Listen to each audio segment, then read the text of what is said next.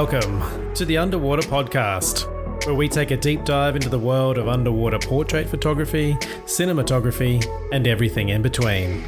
With me, your host, Brett Stanley.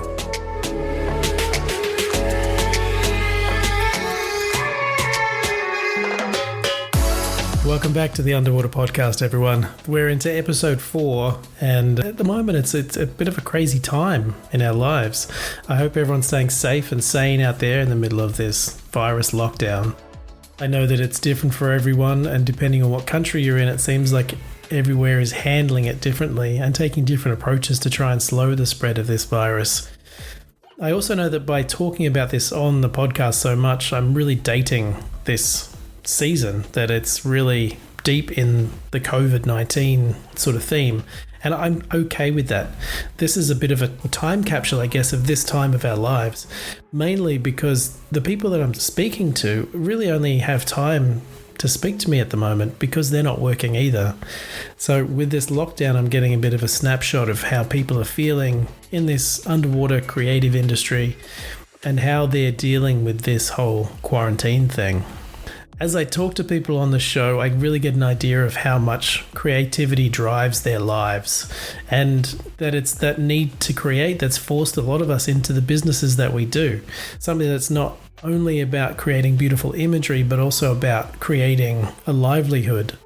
That we've turned this skill that we have into something that can pay for our mortgages and pay for our kids to go to school and pay our rent.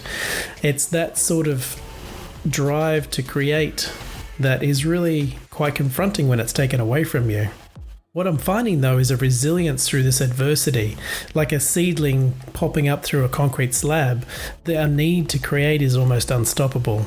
And whether it's going through old files and finding new edits or upskilling new techniques, or even just taking self-portraits, it's an itch that needs to be scratched.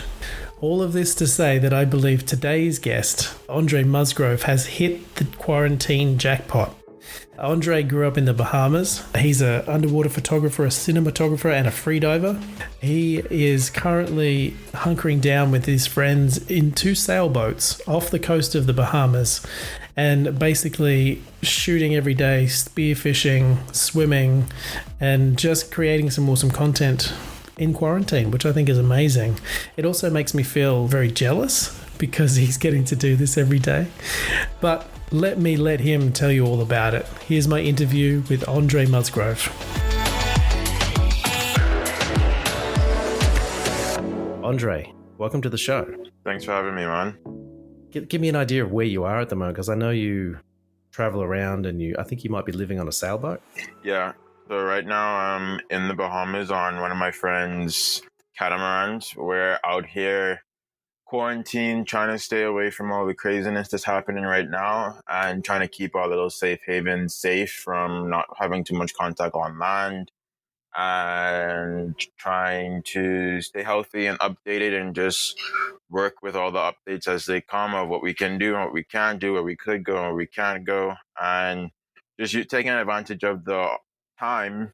Well, I wouldn't say free time, but more time given, because there aren't really much stuff happening to like focus on creating some more content or diving that we thankfully can still do living on a sailboat, and just taking advantage of the time where kind of the world stops and to catch up with some stuff, reconnect with friends, create new content. So hopefully when these stuff clear up, it's kind of like a little restart or reset button, I guess. Yeah, it's like a forced little sabbatical, like you've got to take stock of everything, right? Exactly. And how many people are with you on the sailboat? So right now it's 3 people, and we're here with one of my buddies, David. He's out here too on his monohull with 2 other people. So that's kind of like our crew right now. We're in 2 separate boats, but we kind of stick together because we need to with all the crazy things happening. And so that's about it. So it's 3, 4, 7 of us basically. Wow. Over 2 boats. Yeah, between 2 boats. Yeah. And this is kind of outside of having a virus stopping you from going to certain places, you kind of spend a lot of time out on the water anyway, right? Yeah, I do.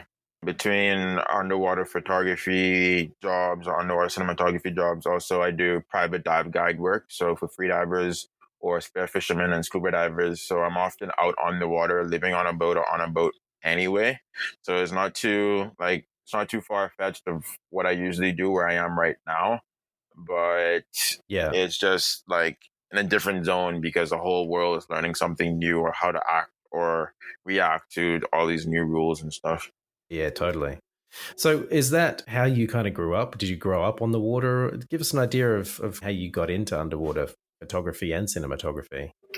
Yeah, so I grew up in the Bahamas. I grew up adventuring above water, underwater.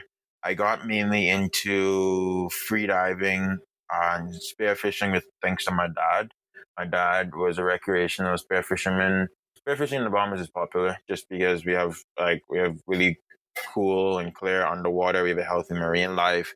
Fishing is the third largest industry in the Bahamas. I never did it commercially, nor has my dad ever done it commercially, but I grew up watching him do it and he taught me about spearfishing and I had a big interest in it. So I grew up doing it all my life. And I also developed the interest in cameras when I was in, I'd say, early high school or so. And I just started shooting stuff around the yard, like going out in the yard with like a little camera, point and shoot camera I had, taking pictures there. And then I started shooting pictures of my friends who would play all these different sports in high school. And then when I graduated high school, I didn't know what in the world I wanted to do. I know I didn't want to go to university because I thought it was so boring and just Yeah. I really did not want to go. I didn't know what I wanted to do, so I just thought, okay, what are the two things that I like to do? I know I like to dive and I like to be in the water all the time, and I like photography. So I kind of just merged both of those together. There's a dive shop here on the island that I live on that has an underwater photography lab, as in at the dive shop, they have a photo lab department where the photographers there basically shoot underwater photos with like the more higher end photography equipment that I wouldn't have access to myself if I was just to kind of like try to buy it myself and figure it out from there. And I worked there for a bit and I was learning all the ins and out about underwater photography and cinematography. I got to work with a lot of different people and different big brands or TV shows or whatever and meet a lot of cool people there. And it's just mainly being in the water every single day with a camera, with a DSLR, with a mirrorless camera in its housing, different variety of cameras, and just learning how to use all of them in different scenarios, whether it be scuba diving or free diving, taking pictures of snorkelers or shark dives, recording videos for like an editorial project or something like that.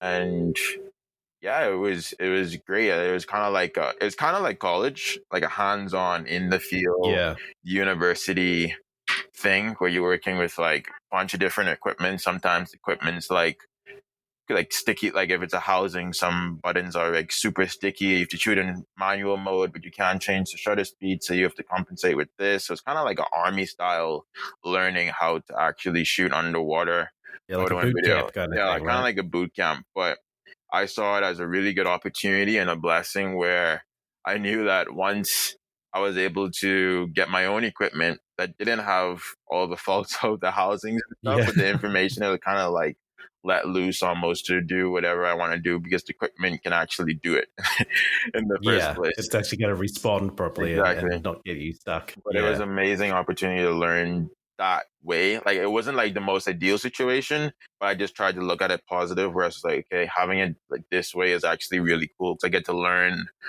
pretty well how to adapt and do different things and all that kind of stuff. So Yeah. And so how long ago was that? I think I resigned in 2017 in October. Okay. Yeah. Yeah. So Then still not that long ago. yeah, not that long ago. Then from there, I resigned to freelance and basically do my own thing in the underwater Yeah. photography, cinematography, and dive guide realm, based here in the Bahamas. And I think that's when I started to see your work because we have a mutual friend, David Yeah, Langlois. Did he say his last name? Langua. Langlois. Yeah, He's French Canadian, right? yeah, he's French Canadian. And he's this great free diver, and he's was leading. He sails, and he like what do you call it? Like he's a ship's captain for a lot of the sailboats and Hmm. stuff. And that you guys ended up working together. Was that right? Yeah, I met David through social media, and we went out to dive one time and realized we worked together pretty well underwater. And that's when we started shooting together. Basically, we started shooting most of the stuff that are more related to the style that I do now. When I used to work at the dive shop, most of the work was just photos of scuba divers, scuba diving, or tourists touristing in the water, Yeah. and not really an opportunity to really express like the creative ideas I had in mind, or really have like a model or a person able to actually perform to do the things that I had in mind to do. So when we started to work together, we were able to accomplish that using both of our skills to start to do really cool stuff. And that's when I started putting out a lot of stuff that's most similar to the work that I put out now, what involves a free diver with a marine animal, or a free diver in a marine environment with a unique concept underwater.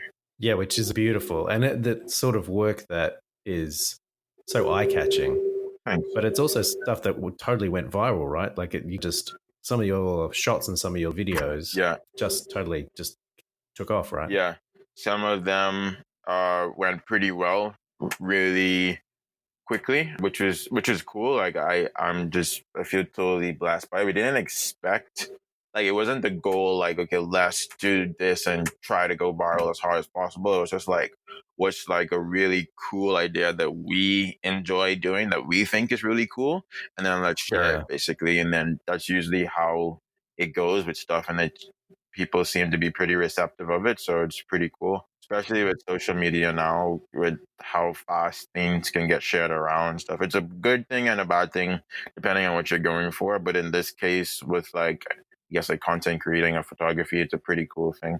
Yeah. What was one of your first things that went viral?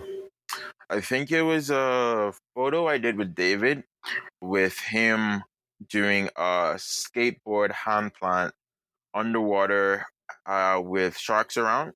And we did a photo with Caribbean reef sharks. That was on the railing of the ship, wasn't Yeah, it? it's a shipwreck in Nassau. It's famous for like having sharks around, and you can attract sharks there to bait and all that kind of stuff. So I think that's the first piece of content that went viral, because we also did a video to that shot, because we knew people were going to think that the shot was Photoshop. And Mm-hmm. often and early and often, we've had people say, "Oh, this photo is Photoshop," or "That photo is Photoshop," but we try to always shoot a video of whatever the concept is, kind of as like proof to the situation. 'Cause I don't Photoshop images, as in like composite the images or add two photos together and put a fake shark there or something like that. It's just not my style. And also, Yeah. we, as in me, David, and my friends that we shoot with, we really enjoy the challenge of like having to dive again and again and again and shoot again and again and again, just to get like the, what we would consider like the perfect shot or the most ideal shot. And yeah, so I think the photo with the skateboard and the hand plant underwater with the shark going past was pretty cool. And also with the video to complement it did pretty well because of the photo video thing, basically combo package. So, what's your kind of process for doing that? Are you solely primarily thinking about getting that photo and then you'll do another one to do the video, or are you kind of mixing and matching? How do you work out which is going to be the primary thing, the video or the still? So depending on the project, if it's it would usually be a photo idea that comes up first. So let's say for that particular photo with the shark and the skateboard, David and I thought of the photo, like the actual photo and how to do it. Like we had the idea of, okay, this is what you're going to wear. This is the skateboard you're going to use. And then having the shark as kind of like a wild card, we were like, okay, I just want the shark to be like this, like just to swim past in this area. And so we need to redo it enough times until the shark swims past like this. And then we usually prioritize getting the photo, just because it's like a lot harder to freeze time and actually get like the animal in that situation, get the animal close enough so you actually see what's going on. And so Yeah. after we got the photo, we actually got the photo much quicker than I thought. Like we actually did the dive much quicker than I thought. The dive total time was like 45 minutes. We need to do one dive. It was a bit of a, I mean, it could be a sketchy situation. It's something I definitely don't recommend anybody to do or try at home if you don't have the experience to do it, because David and I were basically the only people down there. That was on that particular shoot. We did use scuba equipment. So I had on a scuba tank with my BCD with my camera, and I was obviously the photographer and shooting the video. But I was also David's safety diver. David was his own safety diver, and I also had the shark bait. So I was chumming and feeding the sharks to attract them around. Right. So you're doing everything. So it was basically like a two-man team. And Yeah. we only did that because of our experience with sharks. Like I have a lot of experience shooting and swimming or scuba diving or free diving, even spearfishing around sharks, and especially at that particular location. And so does David have a lot of experience interacting, feeding, guiding with big sharks or any reef sharks or nurse sharks, tiger sharks, or whatever, and also underwater modeling and free diving and scuba diving. So with those kind of like skills together, that's the only reason I'm probably one of the few people I would even ever try that with. And everything went like we had all the safety measures in place of if something was to happen, we knew what we would do. We would know how fast we would need to get there and all that kind of stuff. But nothing even came close to happening because we made sure we took all the safety precautions in place outside of us being like our own safety divers and all that kind of stuff. And Yeah. it went pretty well. We got the shot, like the actual photo, I think after four tries of like David going up to do the hand plan and coming down, breathing from the regulator, Yeah. going up, coming back down again. I think we got it in 3 or 4 tries. And then we did Wow. the video twice, as in I did two takes of the video where I just swam around David doing the thing. And then we went up, we did our safety stop, and then we went up. And That's it was amazing. pretty cool. Like that was probably the most intense logistically intense shoot that I've done so far, just because there's so much involved and only like two people to do it. But it Yeah. was also probably one of the safest that Right. we did. Because you were both so onto it and you're both Exactly. so experienced. And yeah. Yeah. So it was really cool and really fun. We had our friends above. They're like four of our friends above who were experienced freedivers who were watching us, and they were watching everything, and they basically Yeah. could So see you us did and have everything. safety in some way. Yeah, It just wasn't down there with you. exactly. What sort of depth were you in there?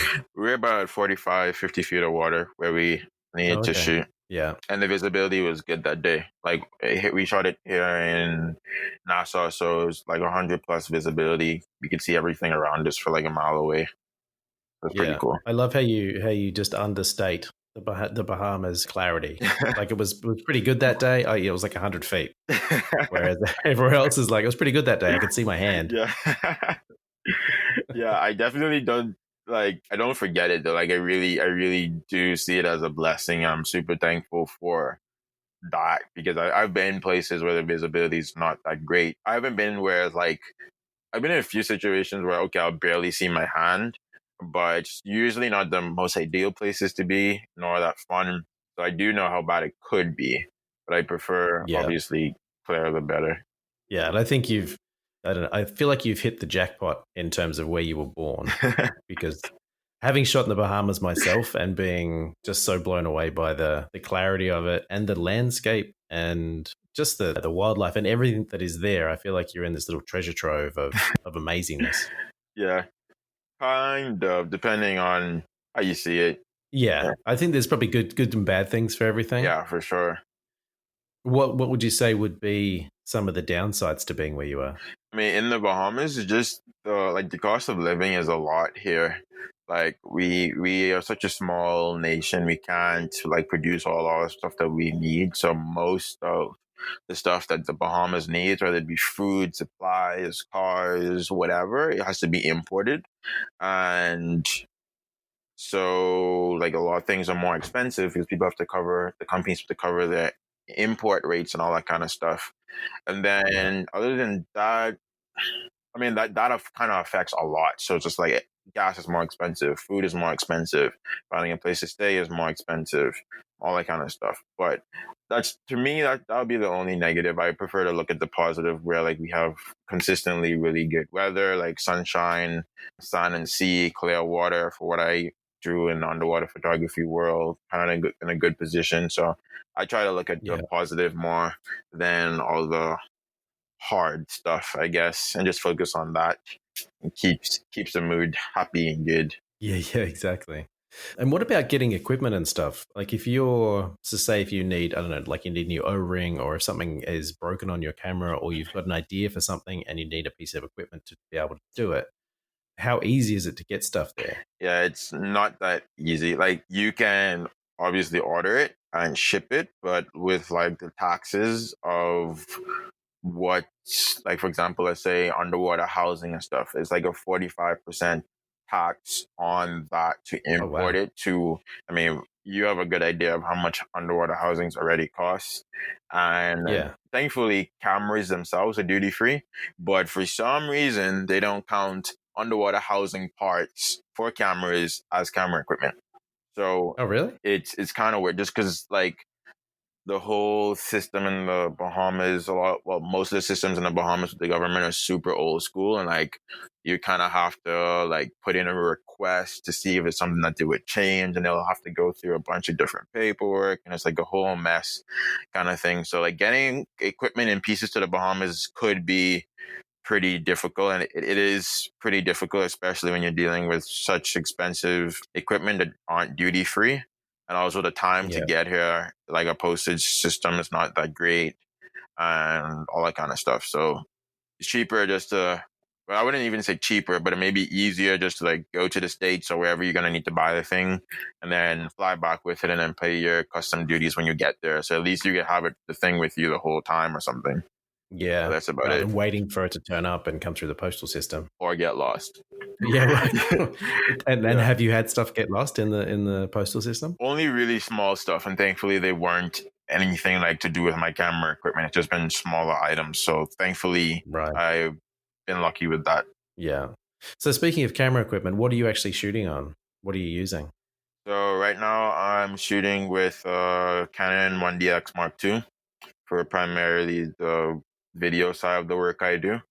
And Canon 5D Mark IV, both with a variety of Canon L series lenses, not a cam housings for the underwater. Right. How many housings do you have? More than two? I have two for both cameras. You're right. Yeah. And what lenses do you tend to stick with? Do you have favorites, or are you kind of swapping and changing depending on what you need? So I usually use between the Canon 8-15 and Canon 16-35 version 3. Most of my freediving shots, or if I'm going freediving and shooting, taking video or photo, I usually put on the 8-15 and shoot on the 15N. It's a fisheye lens, and I really like. Use most of the places that I shoot. I really like the wide angle, like as wide as you can go, kind of thing, and also to show like the visibility underwater, and just to capture a lot more in the frame. So the 8-15 lens helps with that. And then if I'm shooting video, more like primarily video that day, I would use the 16-35 because there's a little bit more. You still get wide angle, but you could go on the 35 end, and it's more versatile. And then I also use the Canon 24-70 lens every now and again, and I also have a 100 millimeter macro lens when I shoot macro or tighter stuff. Right. Yeah. Do you tend to take two housings down with you, or will you just swap and come up surface and swap out the camera and then go back down? No, I would usually have just one housing down with me. Depending on what I'm doing, I usually just have one housing with me, like wherever I go. If it's like a shoot where I know I'm doing a lot of video, but I also may shoot some photo, I would just take the 1DX, just because of the space, sense of it. But if I had the opportunity to bring both housings, then I would bring both housings, just because the megapixels on the 5D are more. And if I have that flexibility and it's not a hassle, then it's good to have and shoot with that instead of the 1DX for photo. Right. So generally you would know if you're going on a trip, you'd kind of know what you'd need to take. Yeah, exactly. Most of the trips I go on, if I'm traveling, I just carry my 1DX with the housing, and then I carry my 5D without the housing, just in case I need to shoot topside stuff or something like that. And what do you do for lighting? For most of the lighting that I shoot in is ambient light, so I rarely ever even have strobes attached to my camera, just because Oh, wow. it's a lot of drag in the water when freediving, and Yeah. how most of the days go when I'm shooting is like a lot of swimming up and down, diving up and down, following marine life, or bouncing from reef to reef or shipwreck to shipwreck, and like maybe like penetrating wrecks. So it's kind of easier just to have like a smaller, more low profile setup and not have to pull or drag a bunch of extra heavy equipment through the water, like arms, strobes, sync cables, all that kind of stuff. But if I do use strobes, I use CNC YST2 strobes with fiber optic cables. Right. So your housing has the fiber optic trigger, Yeah. and then you can, yeah. Yeah. And you generally just keep them on the housing if you're using them, or do you get them off the housing? No, I take them off every time. I used to really, when I used to work at a dive shop, it used to be like really scary to take them off in between dives. I'd always feared like doing it wrong or having a leak or something like that, just because it has happened before at that dive shop I used to work to, but mainly because the equipment was kind of like poorly maintained. But Right. now I'm fine. Like I know what to do, and I don't care to take them on and off. And it's not really that much of a hassle. So I take Yeah. them off every time, just so I can have just the Okay. camera body itself with the dome and extension ring and stuff. With the lighting, I love that you're using ambient most of the time, and it's such a. I'd never really thought about the free diving drag sort of situation, because generally, if you're on scuba, you don't really think about that because Yeah, you're already basically a big weight in the water anyway. yeah. Is there certain times of the day that you prefer to shoot, be able to get the lighting that you'd like? Yeah, so depending on the shot, depending on the depth, and depending on where I'm shooting, is when I would decide when is the best time to shoot underwater. So, like, let's use the Yeah. situation being in the Bahamas. I like to shoot shallower stuff in the morning because the light, if the visibility is good underwater and there's a lot of sunshine, it's really clear, and the lighting kind of, when the water shines through the water, it's really kind of like a majestic fantasy look without even having to do any of that in post. And I Yeah. really like how the sun rays come in. It's not too harsh. You can shoot into the sun without it being too hard, but you can still get like the gold orangish color from the sunlight in the photo. Those kind of rays come through. Exactly. Yeah. And that depth would be like between like 0 to 20 feet, basically. After that, it doesn't really matter because it may be a little bit too dark. Like if it's too early, it'd be too dark. And then Right. for deeper stuff at noon, for me, works best just where the sun is high, shooting straight down, cutting through the water. So you can kind of get good light on everything you want to do. And then depending on the situation in the evening, like around sunset lighting is when the water kind of has like, if you're in deeper water, at least not shallow water, if you're in deeper water, the water kind of has like a greenish yellow hue that blends into blue at Yeah. the surface. I actually have a shot a photo there with my friend David with like a reef shark swimming overhead. It has like the green light right behind the shark. That was around sunset time, and that was pretty cool. Yeah. And that's with so that's at the sunset, but the sun is still shooting through the water. Yeah, correct. It was about Yeah. like if Yeah. sunset at 7, for example, or we were shooting probably at like 6:20 ish, 6:30 ish. So it's kind of like pretty low, but still visible underwater. Oh, interesting. So when I was shooting open water stuff in the Bahamas, I found that the midday sun was way too harsh for me. Hmm. Is there something that you're doing to compensate for that, or is it just that a certain depth kind of helps to diffuse I think that harsh sun? I think a certain depth, like honestly, when the sun is midday and you're shallow, it is harsh. Like it's pretty intense, especially if you're shooting at white sand because everything's like blown out highlights. Even with your natural eye, sometimes it could be really really too bright. But for deeper stuff, I think it kind of diffuses the deeper, well, it does diffuse the deeper you go. But I don't really have any problem for the concepts that I try to go for, at least. I don't really have a problem with midday sun. Okay. So I would just like on a normal day of shooting, unless it's like okay, I want this lighting in the morning because we're shallow, or the lighting in the evening. I don't really even think about the lighting between, let's say, 10 a.m. and 4 p.m. I just shoot whatever I generally would want to because the lighting would be fine for what I'm shooting, at least, or the concept I come up Right. with. Yeah. So you're really just thinking if we're going to be shallow, then I'll probably do it in the morning or the evening. Yeah. And everything else is fine any other time. Yeah, basically. That's cool. And when you're shooting, do you tend to expose, like, are you shooting manually with manual settings or any kind of assisted camera settings? No, I always shoot in manual mode just because that's the way I learned to do it when I was working in the dive shop. Also, Yeah. it's to me a lot easier in a way where I try to. Well, I want at the dive shop I used to work to when I was basically like in underwater photography school, if you want to call it that, learning every day how to Yeah. shoot and stuff. We were shoot like the was the turnover time was basically like 5 minutes after we got back to land and uploaded the photos. So like there was no editing involved, there was no post production, there was nothing. Like you have to shoot the photo exactly the way that it was going to be purchased or shared or used, whatever, because you had no time to actually edit or post produce. So Because you're shooting photos for the guests or for the divers that are coming through the shop, is that right? exactly. And then Oh, yeah. the goal was basically to try to get the guests to see the photos before they leave, which would probably be in like 20 minutes of getting back to the dock. So every single Yeah. photo that you shot in camera needed to be basically good enough where it looked like a final piece. So your strobe Right. positions need to be good. You have to make sure there's not a bunch of box scattered in the water and the strobes catch it. If you do use strobes, the composition needs to be good. The least amount of bad pictures you can take that would save you time not to have to go through and delete all the bad pictures, the better.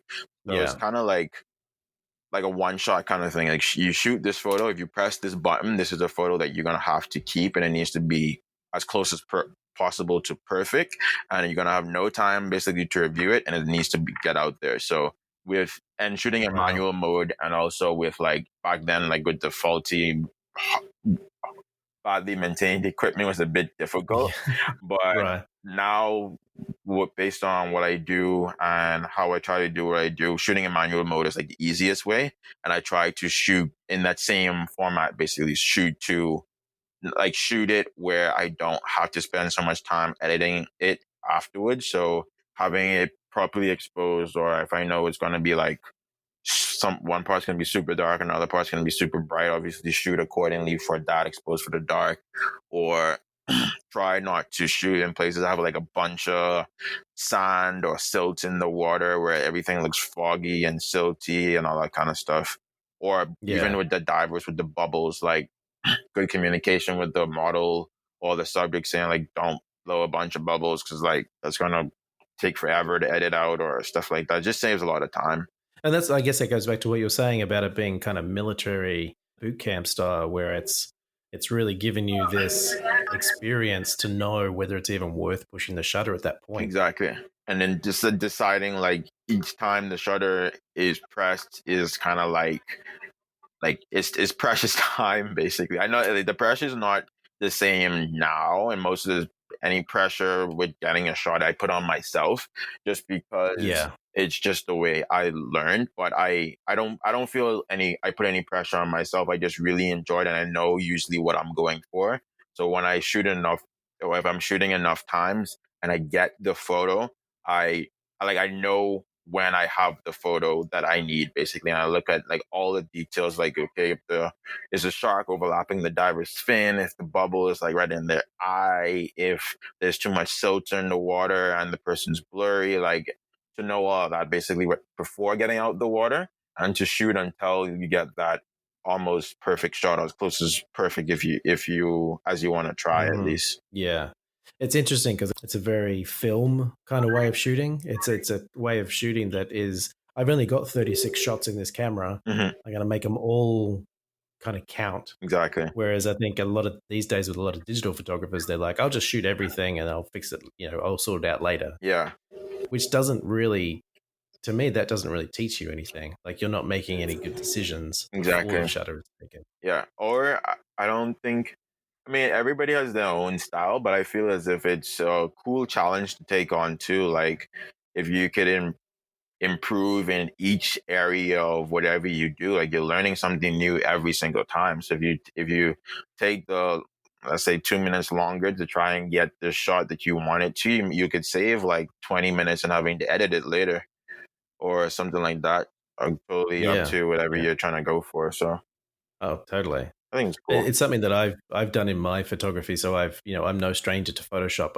I'm okay with compositing stuff. Hmm. But in the last couple of years, I've really found this, I don't know, like kind of philosophy of trying to get everything right in camera. Yeah. And the sort of photography that I do is very different to yours, where I'm building sets in swimming pools Yeah. and kind of creating these underwater like worlds. And I've had people kind of go, why don't you just Photoshop it? Like, why don't you just, create the background in Photoshop and then drop them in? And I'm Yeah. like, to be honest, it took me a lot less time to build a whole set than it would have to Photoshop every single photo. For real. Yeah, I know what you mean. And there's that sense of satisfaction as well, where you look at the camera and go, after you've taken that shot, and it's like, I don't need to do anything to this. Exactly. This is perfect. Yeah. Yeah. I think like that's a really cool, for me, that's like a really cool feeling to have. Be like, people may think like, depending on your style, obviously some photos look more Photoshop than others, but for stuff that certain things that aren't Photoshop that people think of Photoshop because they look so cool or so good or whatever, I take it more as like a compliment, or I think it's like a compliment because it was done in real life, basically. Like, natural eye could have seen that without any editing done to it. So the same as like building a Yeah. set is like your hard work put into the definition of detail in your set, so that you don't have to go back and edit it and it looks super cool. And people, if not people, at least you appreciate it more because you knew the work you put into setting up that set perfectly, or Oh, exactly. perfect as whatever you want to do. Yeah. And I think people these days just assume stuff is composited anyway. Yeah, Like they're conditioned to not think stuff is real. exactly. And I think that's the beautiful thing of what you're doing is when you do your videos, you can't fake that. I mean, you No, can fake that, but it yeah, doesn't look faked at all. Like it's so good. thanks. There's a video that's been popping up a lot in my Instagram feed, and I'm going to say it's probably your most viral video, and it's the video of the girl in the yellow dress playing the piano. Yeah, That is such a great shot. It's so simple, and it's so, I don't know, it's so iconic that people have I think it just blows people's minds. yeah. What went into making that? That one was one of my most favorite shots, like one of the shots I've had in mind for a pretty long time to do. That was shot in Exuma, Bahamas, and the underwater piano statue is from an artist named Jason DeClaris Taylor. He builds underwater statues, underwater sculptures, and has them all over the world. That one's called The Musician. It's the one with the mermaid next to the piano. And I had the concept in mind from long ago when I first went to Exuma when I was younger. This is like when I was still like elementary school or something like that. I went to Exuma with my family, I believe in 2014. And we were like thinking of places to go. And I never was able to actually go to the piano, but I always wanted to go there. And it's a place like I always had in mind, oh, it'd be so cool to pretend to play the piano and do it. Like, I'm pretty sure that's like what everybody thinks when they actually go there. And so the opportunity came up where this French TV show or station TF1 France, I think it's called. They were coming to the Bahamas to kind of do like segments on Bahamians who live or do unique things or live a unique lifestyle here in the Bahamas. So they kind of wanted to record like a day in the life of whatever I do. And so I called up my friend Steph, who's a underwater model and freediver instructor, to be the model for that shoot for me. For as we went around Exuma to shoot, basically, Exuma is one of the places that I visit pretty often for clients or just like personal projects because it has so much to offer in such a small area and like really, really clear water, really shallow everywhere. And so one of the concept was the piano. And so we went there. We didn't have any scuba equipment. That one was done all free diving on breath hold.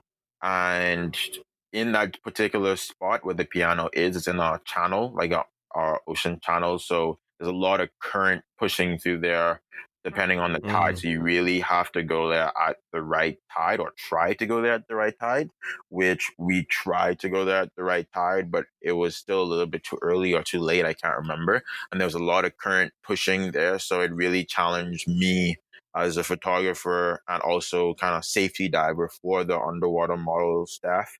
And she was wearing no mask, no fins, wearing a yellow dress underwater. So like the least hydrodynamic piece of clothing you could possibly have on. Yeah. And basically, drag. exactly, I look basically like a parachute underwater.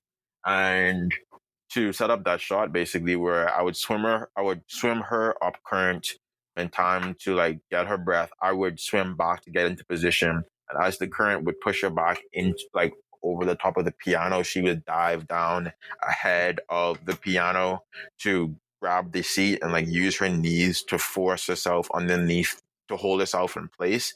And all of this is Wow. happening while she is holding her breath, basically trying to hold on not to get blown away from the current, and also stay calm and fix her hair, fix the dress, fix her hair, fix the dress again.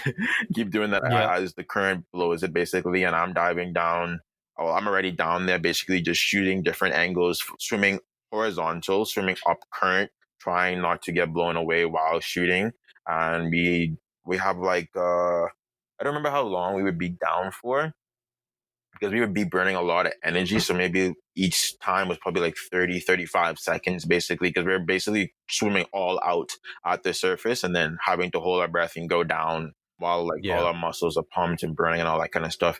We redid that a few times. We finally got the shot after maybe like, I think 6 attempts of doing that, and it took us about 2 Mhm. hours at that particular spot.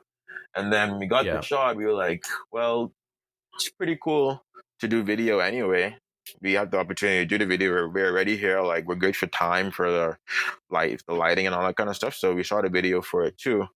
And that was basically it. Like when the photo, I posted the photo, and I was really happy with how the photo turned out with the colors. Like, I specifically wanted the yellow dress to contrast the complementary colors with the blue and the yellow and the clear water and all that kind of stuff. And so I was really Yeah. happy on how it came out. And we posted the photo, and people really, like on social media, people really liked it and saying how cool it was, and they've been there before, or they want to go there and all that kind of stuff. And then we posted the video, like the video photo combo of what happened, along with like the popular song that sounded like her playing, she was actually playing the piano. The combination of that, people really were excited to see and excited to share, and it just blew up after that. Like, it got reposted from a number of really big travel pages, or for some reason even beauty makeup pages was reposting it. Oh, I don't yeah. understand that one, Yeah. but like it went like it went everywhere, basically. And I think also the colors of the contrast of the yellow dress with the blue, like, just as if you're scrolling through Instagram, it's just like popping colors to see. Oh, Had a lot yeah. of I people mean, just it stop. stands So out. it was like I thought about all of that when I was shooting it. Like, I wanted something to really pop, even if it's like not even for social media, just like a normal photo. Like, I want something that really pops as with the colors, and that helped well with it being on social media, and it went everywhere, and it did pretty well. Oh, yeah.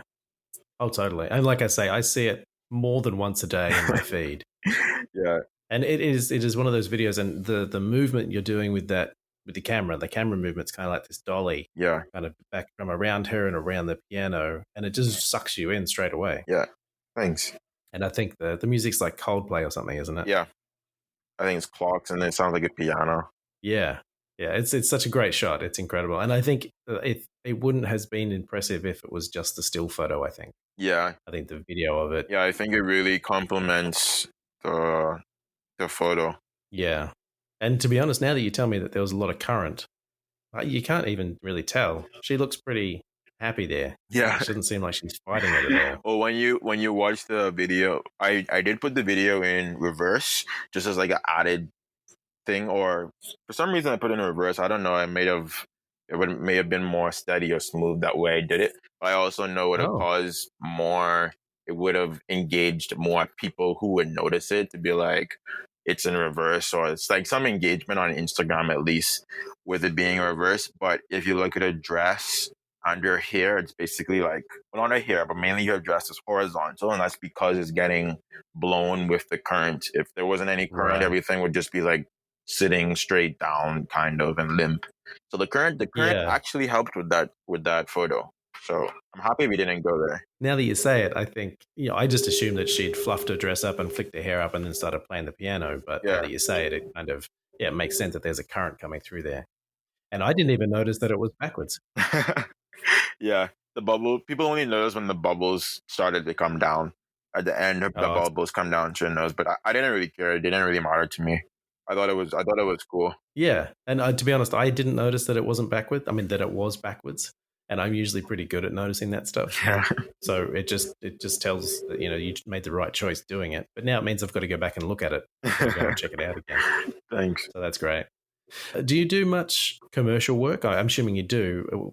What sort of things are you shooting for? Like, are there brands or kind of tourism stuff? What are you doing commercially? So commercially, it's more video work. So cinematography work for, let's say, actual commercials or documentaries or PSAs or stuff like that. Usually around some sustainable message. Usually when people come here to the Bahamas, they talk about, let's say, the marine life here, would it be sharks, lobsters, or conch, or something like that. Or if it's tourism stuff where people like coming to the Bahamas and need to show the Bahamas, that also a lot of cinematography work.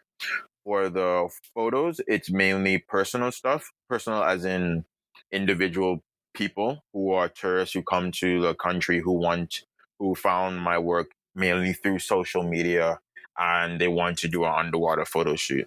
Or they want to go to this spot. They might not want a photo shoot, but they might want to go to this spot that is underwater, and that's where the dive guide stuff come into place for like groups of freedivers who are underwater photographers who've seen my work and they want to go there. I can guide them, and also as an underwater photographer, I can cater better to other underwater photographers because I know what they would want and what they would need based on the time they need to get there, the visibility that needs to be the best, if they need any equipment, if they need like rinse tanks and like all that kind of stuff. Basically, since I do it, I can cater better to them. And also, so for the photos, it's mainly like individual people or a couple or maybe like a group of people who want to try an underwater photo shoot and some freediving and want to swim with sharks and stuff like that, basically.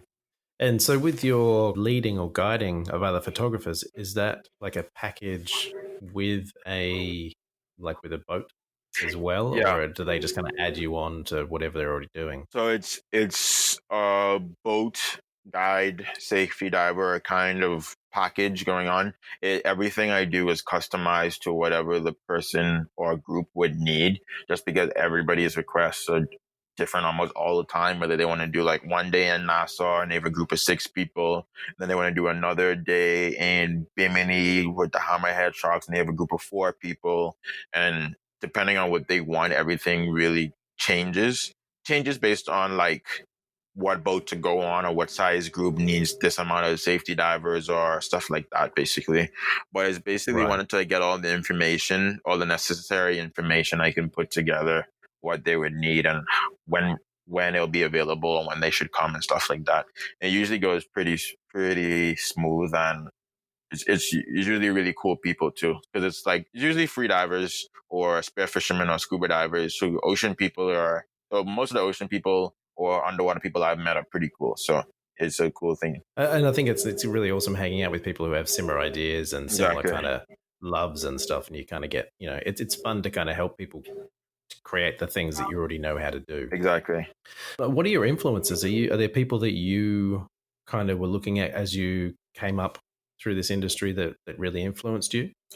Yeah, there were a few photographers, creators filmmakers who I really like how their work looked like, and not really in any way I wanted to do what they were doing. It's just I really like certain things of what they do. So Yeah. like I was a big fan of watching the Blue Planet series and Planet Earth series, and how they would kind of Mm. story tell with the animals and make like the animals almost like have personalities, and then like the cinematography of it and the colors and all that kind of stuff. And then for other stuff like with the photography sense, there are different photographers who would like specialize in like really good lighting, for example underwater in the ocean, like Alex Mustard or Eric Chang. And other photographers who shot more people underwater, like Elena Callis, for example, my friends, Sasha's mom. They shoot together. They got underwater photographer who's her mother, and model who is her daughter, combo package. They're based here in the Bahamas too, and good friends of Yeah. mine. Like that's something they've been doing for years, and just stuff like that. Basically, like combining like, okay, this photographer, I really like how they use the lighting, whether it be ambient light or strobe lighting. They have so much range of colors based on where they shoot. If it's like a reef or a wreck or something like that, and then someone else using like really cool people, people underwater and really cool figures, and like complementing the marine life or the area, and kind of just merging those to like merging the things that I liked from just to see together, basically, even with stuff that didn't have anything to do with underwater photography, like adventure photographers, like who do more stuff on land. Like two of them who I follow and I really enjoy their work is Travis Burke and Chris Picard. They take some pretty cool, really interesting adventure, above water exploration style photos that usually involve Hmm. people in a nature environment, just as a add the human aspect to it. And Right. all of that is just like little things that I really enjoyed, that I once I knew like what I like to see, and I kind of along with the creative ideas I had in mind to be as unique as I could try to be. That's basically like how I yeah, that's basically what influenced my style of. I basically just merged together everything that I liked to see and enjoyed seeing, and tried Yeah. to figure out how to do it, and then add my creative swing to it, and basically just go from there, and then keep developing that and finding new cool places to go, things to shoot, and all that kind of stuff. Oh, yeah. And I think that is a great way to get your own style. I think a lot of photographers start and they're like, I want to be so and so. I want to do exactly what they do. Yeah, But you're never going to do exactly what they do because you're not them. exactly. And I feel as if, in that sense too, it's kind of limiting the creativity that you may have. But if you're too focused on trying to be like the other person, you're basically putting your creativity in a box. Your creativity could be the Yeah. one thing that you do really like, but you're not letting it come out. And we in kind of creative spaces, we talk about having a voice.